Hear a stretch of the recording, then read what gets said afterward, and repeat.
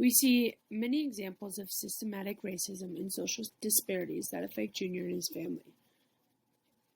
Identify two examples of these inequities, one that Junior personally experiences and one that affects another family member. One main thing that I can think of right now with Junior is him being dirt poor. He was hiding it from his class, like his friend group, saying that he always had a ride to school and his dad would just come get him, even though he was hitchhiking, and he never had lunch money, but he always pretended that he did.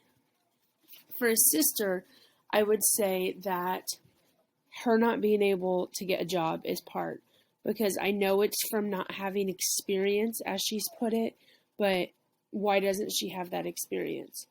Can she not get a job? Will they not give her a job because of her ethnicity and they're just saying it's because of experience? Then connect these examples of ideas or findings from one of the class presentations on social disparities. My group did it on food security, and clearly Junior isn't food secure because he needs extra money for lunch and he never has enough. And I don't know if in his school they don't have any programs such as the lunch program to help with that, but it can just show, like we did on Native Americans, that they are less likely to be able to afford their lunches and they're more likely to be food insecure. And this just connects and relates to that.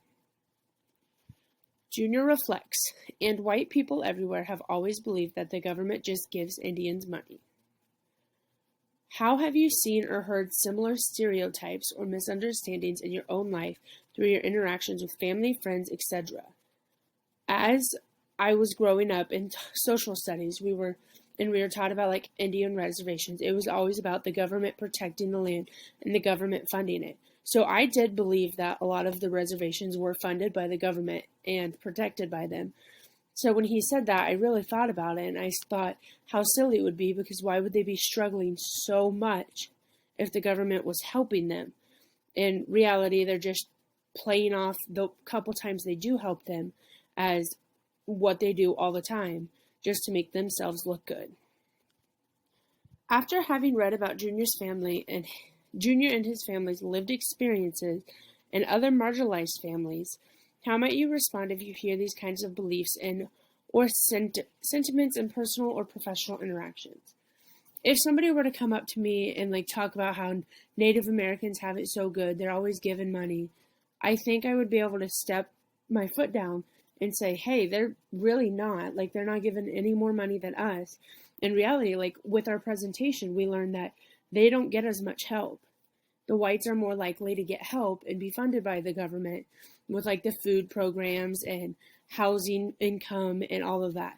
They struggle more than we do. And from this class and in this book, I've been able to learn that. And I think I'd be able to stand up to them more, for them more, and actually know what I'm talking about rather than just gossiping. Despite all the pain that Junior endures for choosing to attend Reardon, he says, each funeral was a funeral for all of us. We lived and died together. What do you think he means by this? How do you understand it, or not, through your own experiences and relationships? By this, I think he means that Indians are so well grouped together that when somebody passes away, it doesn't matter if you hated them or you were close to them. Just as a culture, they kind of bond together over it, and they lose that piece of them because clearly they're looked down upon. They're not as big anymore. Everybody's leaving the reservation if they can. And it's just showing that when somebody dies and it's a good support in the community, they all suffer. From my own experiences, I have lost my grandmother, and like in my own family, I saw our family break apart because she was the glue, and when she died, we died. And then clearly when she lived, we lived together. How does this idea of shared experiences and collective loss connect to what you've learned in this course? I think the idea of the shared experiences shows how different each culture is, but it's the same. Like we all go through the same struggles. It depends on your support. Each group or culture or religious group, anything like that is supported differently. And it just depends on what you are part of on how well you get supported. It's not like we all have different life issues. We're all struggling with the same things.